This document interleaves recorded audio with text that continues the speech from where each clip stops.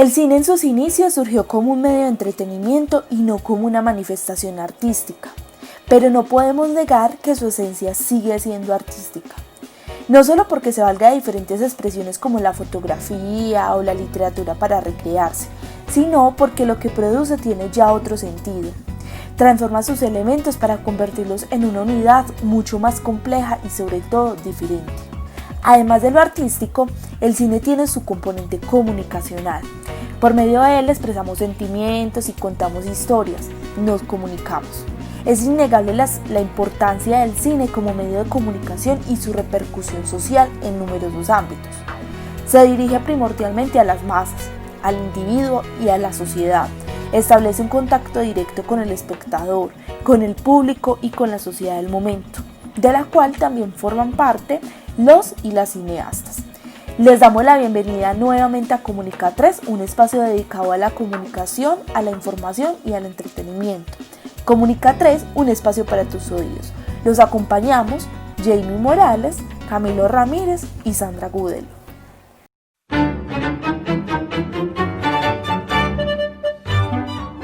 Y bueno, para nadie es un secreto que el cine desde sus inicios ha sido uno de los mayores inventos de la historia, tanto para el entretenimiento como para la comunicación.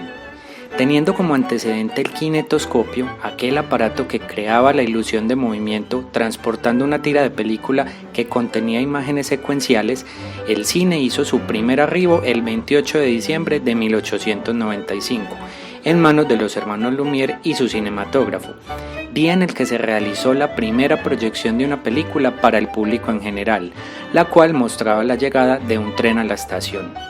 Tal fue el horror de los espectadores al ver este aparato acercarse a la pantalla que muchos salieron corriendo, y es por esto que es catalogada una de las primeras películas de terror de la historia, quien lo creyera.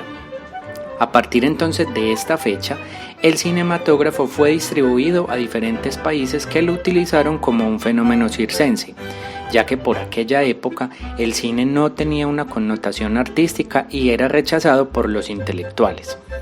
Años después, y en vista de su gran desarrollo e influencia en la sociedad, el cine fue considerado como un arte y un gran negocio, ya que implicaba excelentes expectativas económicas. Tal fue su influencia económica que en torno a este se han creado magnánimos emporios como el hollywoodense. Ya en la década de los años 20, el cine sufre una transformación radical debido a la integración de sonido a las películas, lo que ayudaba a generar expresividad a los planos y dar una mejor narrativa gracias a los diálogos. Paulatinamente entonces el fortalecimiento de la industria del cine se iba haciendo más evidente con la incorporación de descubrimientos que finalmente fueron conformando lo que es actualmente la estructura o el aparataje de la industria cinematográfica.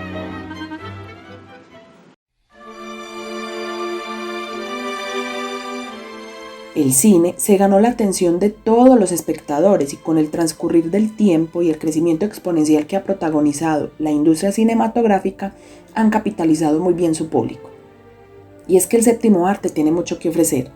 Esta industria ha procurado mejorar sus producciones y se han convertido en una rica fuente creativa de la que surgen un sinfín de películas año tras año, para todos los gustos, desde el más sencillo hasta el más exquisito. ¿Y qué podemos decir de la infraestructura de las salas? Son muy confortables, con asientos grandes y cómodos, tipo sofá o cama, con servicio directo a la silla, servicio de bar. Hay unas salas que están al aire libre y siempre el factor determinante es la tecnología de punta como las salas 4D. Cuando se piensa en cine y en películas, en general la primera idea que viene a la cabeza es el entretenimiento. Pagar el billete para una función frente a la gran pantalla, o sentarse en el sofá de su casa para ver una película en la televisión o en alguna plataforma de internet, son acciones que parecen asociadas de forma natural a la diversión y a las palomitas. Lo que a menudo no pensamos es que ver películas redunda en una serie de beneficios que van mucho más allá de pasar un momento agradable. Varios de esos beneficios tienen que ver con la psicología y la salud mental, como lo explica el psicólogo Jaime Burge, quien desarrolló junto a otros profesionales la filmoterapia, que es una herramienta terapéutica basada en el cine y también en las series. Pero las ventajas de apreciar el séptimo arte van más allá de lo psicológico. También tienen efectos positivos sobre la salud física y propicia diversas formas de aprendizaje.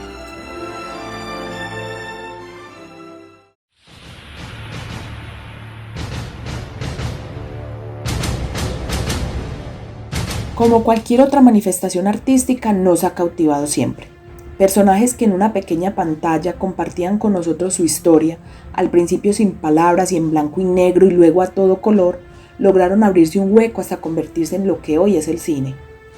Su existencia y desarrollo se debe a disciplinas artísticas tales como la fotografía, la pintura, la escultura o la arquitectura, que han supuesto su mayor soporte estético. Así también como la literatura, que es una fuente inagotable de ideas para guionistas y directores. Sin embargo, hay quien considera que el cine dista mucho de poder ser considerado un arte porque le falta ese virtuosismo necesario que carecen las otras expresiones artísticas. Pero todo aquel que entienda o disfrute del cine sabrá que se trata de una idea un poco discutible, porque es considerado un compendio de todas las artes. De hecho, son muchos los ejemplos en los que se sirve mutuamente con el resto de las artes. Directores como David Lynch o Hitchcock tomaron como inspiración cuadros de pintores como el artista realista Edward Hopper, cuyos cuadros hacían eco de la sociedad contemporánea estadounidense y sirvieron a Hitchcock para recrear escenas y espacios en muchas de sus películas, como La ventana indiscreta del año 1954 o Psicosis de la década de los 60. El cine no solo actúa como manifestación artística, sino que también transmite muchos elementos que aportan a la comunicación. Por eso hoy está con nosotros Tatiana Arboleda, máster en producción audiovisual de la Universidad Complutense de Madrid y directora de fotografía y operadora de cámara del Centro de Estudios Cinematográficos de Cataluña, quien nos contará por qué el cine es considerado un medio de comunicación.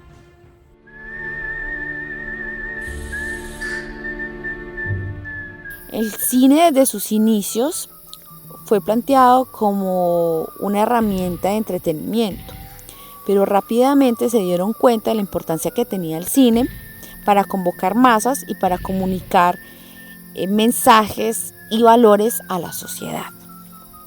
Lenin, a principios del siglo XX, en los inicios del comunismo, creó la primera escuela de cine para analizar el mensaje cinematográfico, para analizar el significado, la semiótica de todos los elementos que conlleva el lenguaje cinematográfico, porque el cine es el séptimo arte, entonces estamos hablando que el cine tiene literatura, tiene fotografía, tiene arte, tiene baile, tiene música, tiene teatro.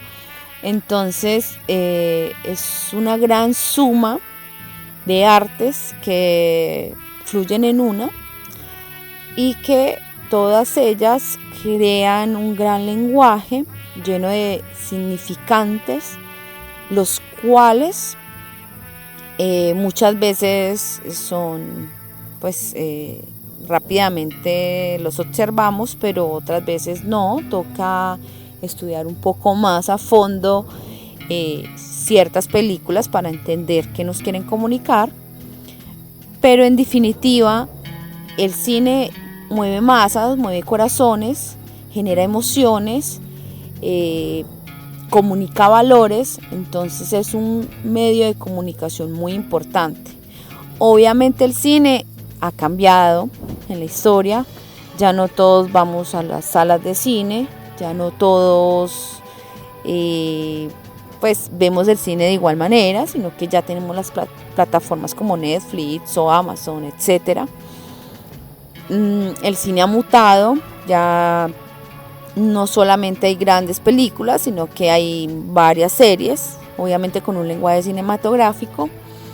Entonces, obviamente el cine, igual que cambian todos los medios y todos los medios de comunicación, pues el cine también ha cambiado.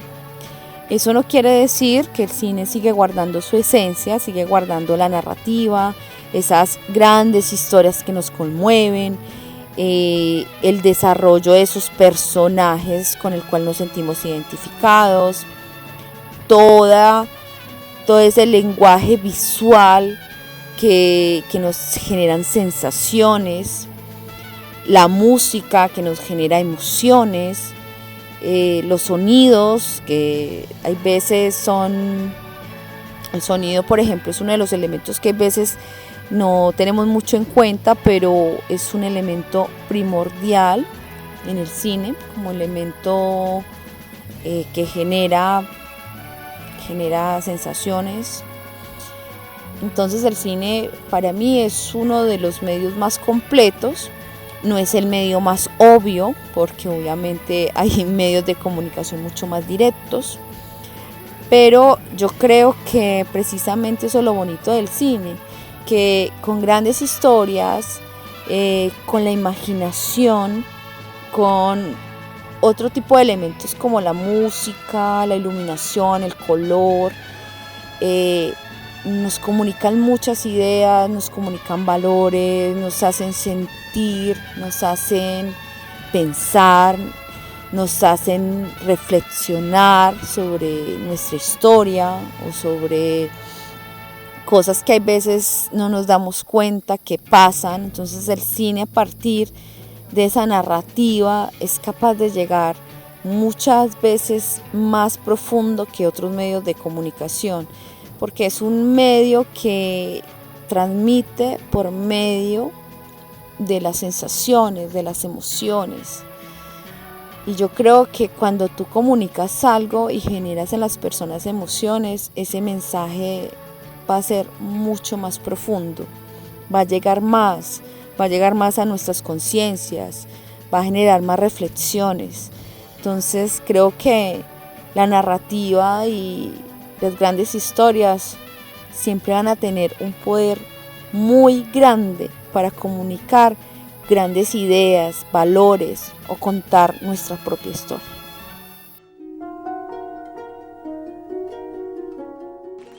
En Colombia, la industria del cine llegaría 2 años después de que los hermanos Lumière cambiaran al mundo con este maravilloso invento.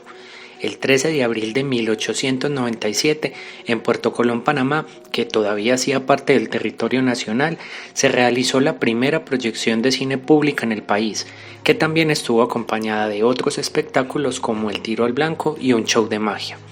Meses más tarde llegaría al interior, precisamente a la capital, que contaba con teatros como el Colón, el Coliseo Ramírez o el Municipal, y luego colonizaría otros territorios para maravillar a sus públicos.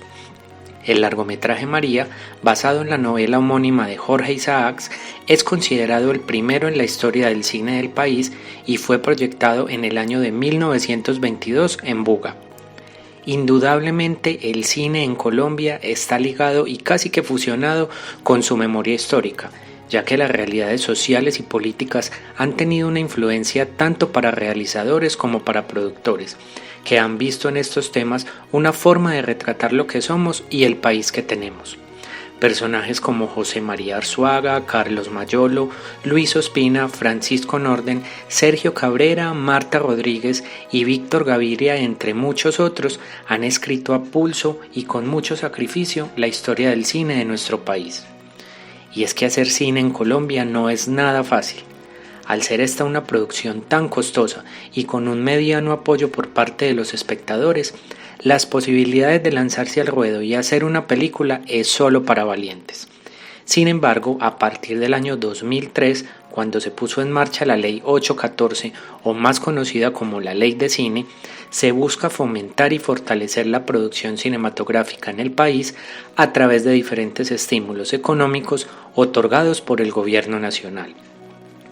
Esto ha hecho que el cine en Colombia haya tenido un resurgimiento importante con el cual podemos escuchar otras voces y disfrutar de largometrajes tan importantes y con un sentido estético y argumentativo tan fuerte como El abrazo de la serpiente, Los viajes del viento, Monos o Matar a Jesús, por citar algunos ejemplos.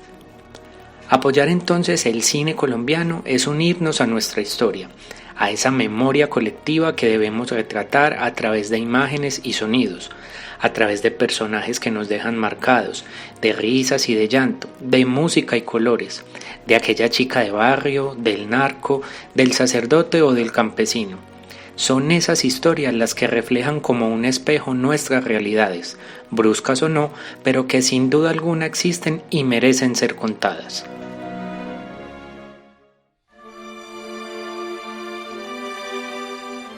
Ahora vamos a hacer un pequeño recorrido por las películas que han sido un hito en la historia del cine colombiano.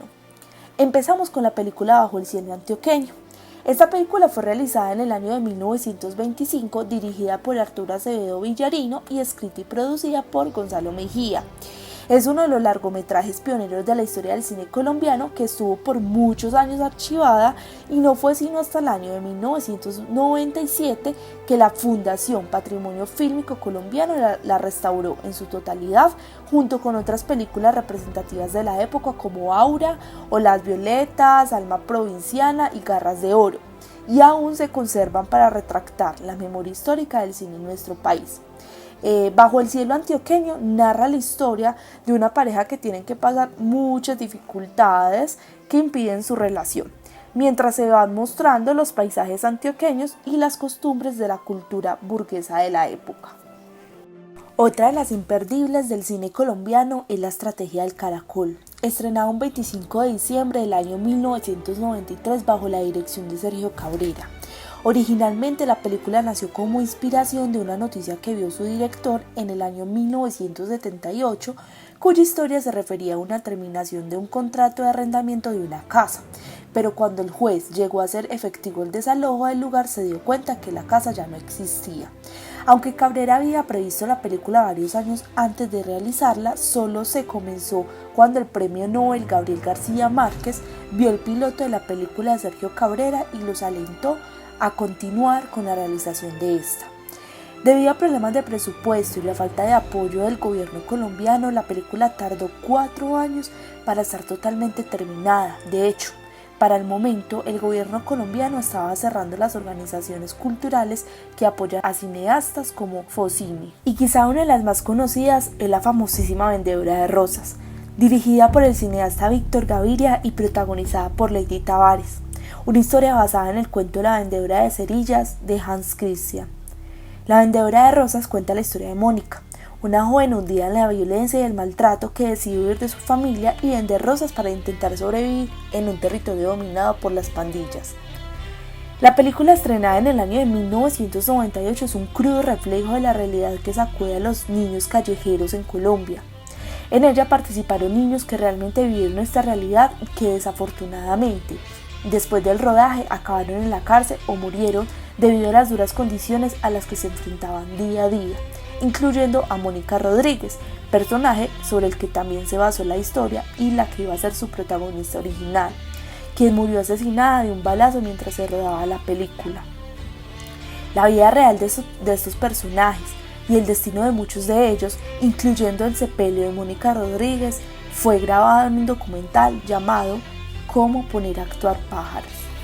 Y no se nos puede pasar hablar del Abrazo de la Serpiente, película dirigida por Ciro Guerra, presentada al público en el año 2015 y nominada al Oscar como Mejor Película de Habla No Inglesa. En el mismo año fue proyectada en la sección de quincena de los realizadores en el Festival de Cine de Cannes, donde ganó el premio al Cinearte. Se trata de una coproducción colombiana, venezolana y argentina, rodada totalmente en blanco y negro. El filme toca abiertamente un tema sensible para Latinoamérica, solo que desde un punto de vista pocas veces abordado, el encuentro entre culturas desde la mirada del nativo no occidentalizado. El Abrazo de la Serpiente cuenta la historia de Caramacate, un chamán que trabaja con 2 científicos a lo largo de 40 años en búsqueda de una planta curativa sagrada en la selva amazónica. La película recibió elogios por parte de la crítica colombiana y a nivel mundial ha obtenido la aclamación universal gracias a su estética, su narrativa y su fotografía. Ahora le damos paso a David Rendón, gestor de actividades de formación en la Cinemateca Municipal de Medellín, quien nos hablará y ampliará un poco de la importancia del cine colombiano. Pienso que es importante apoyar el cine colombiano desde la financiación, es decir, que existan fondos, que existan formas de formación, de educación gratuita, accesible, para que primero esté al alcance de personas muy diversas, de diversas localidades, regiones del país, y podamos así conocer sus construcciones y sus visiones humanas y sus visiones de país a través pues, de sus narraciones. Y también es importante que sea financiado, porque mucho del cine nacional, y sucede en muchos países pues, similares a Colombia y en todo el mundo diría yo, Gran parte del cine no se hace o no se pretende con intenciones comerciales. O sea que esperar que sea sostenible como otro producto o como dentro de un mercado es inviable y es completamente imposible, pues estaría sujeto a realizar solo narraciones que de verdad convoquen muchísimo consumo, que convoquen muchísima taquilla, y eso no es necesariamente el cine que construye memoria histórica o memoria estética o alimenta pues el arte en un país. Son las películas que no generan taquilla, que no son sostenibles económicamente, que para muchos con esa visión económica puede parecer un fracaso, una película de estas, pero en 30 años son las películas que vamos a estar revisando, son las películas que podremos consultar y ver qué decía nuestro país, qué decían nuestros artistas, qué decían nuestros colegas pues acá en determinada época y en determinado contexto.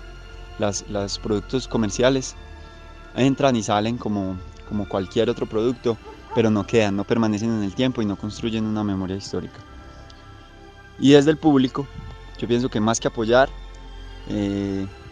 porque la gente no tiene la obligación ni la necesidad de apoyar el cine colombiano, sino que sería bueno que lo conociera, que sepa que existe y que el cine colombiano va más allá de un género, que el cine colombiano es un gran espectro donde caben muchos matices, muchas formas de hacer, muchos estilos, muchos tipos de historia, y eso es lo importante, que la gente no se quede con un prejuicio y no crea que el cine colombiano es algo sin siquiera haberse acercado, sino es importante que se acerque a él y lo conozca, y para eso pues también hay que brindarle las plataformas y las formas de acceso que se puedan, más cuotas de pantalla en las salas de cine, en televisión abierta, en televisión nacional, en televisión privada, plataformas en línea, muchos tipos de ventanas que se pueden fortalecer para que el cine colombiano sea más conocido y en ese sentido más apoyado o por lo menos reconocido por el público. Esto ha sido todo por hoy. Gracias por estar en sintonía y acompañarnos en este su espacio de Comunica 3. Para nosotros es muy valioso conocer sus opiniones y sugerencias. Síguenos en nuestras redes sociales, Comunica-3 en Facebook y YouTube y Comunica3.med en Instagram. O también escríbenos a nuestro correo electrónico comunica3.med@gmail.com para conocer qué temas quisieras que tratáramos en futuros programas. Hasta pronto.